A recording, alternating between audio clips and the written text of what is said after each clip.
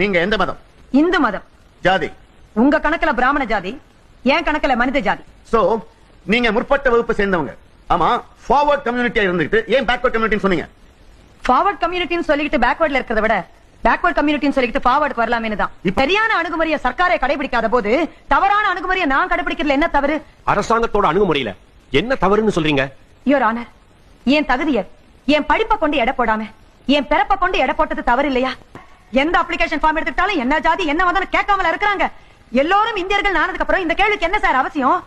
சமூகத்துல பின்தங்கியவர்களுக்கு சில பல சலுகைகள் வழங்குறதுல கடவுள் சத்தியமா எனக்கு எந்தவித ஆட்சேபனையுமே இல்ல. ஆனால் பின்தங்கியவர்கள் யார், முன்னேறியவர்கள் யார் அப்படிங்கிற பட்டியல ஜாதி அடிப்படையில தயாரிக்காம பொருளாதார அடிப்படையில தயாரிக்கணும் தான் நான் சொல்றேன். பிற்பட்ட வகுப்புல பாரிஸ்டரா இருக்கிறவங்களும் இருக்காங்க சார். முற்பட்ட வகுப்புல பணம் தூக்கி பிழைக்கிறவங்களும் இருக்காங்க. பாரிஸ்டரோட மகனுக்கு தொடர்ந்து சலுகைகள் வழங்கப்படுது பேக்வர்ட் கம்யூனிட்டிங்கிறதுக்காக. பணம் தூக்குற மகனுக்கு வாய்ப்புகள் மறுக்கப்படுது ஃபார்வர்ட் கம்யூனிட்டியில பிறந்த பாவத்துக்காக. பொருளாதார அடிப்படையில பார்த்தா பணம் தூக்குற மகனுக்கு தானே சலுகைகள் வழங்கணும்.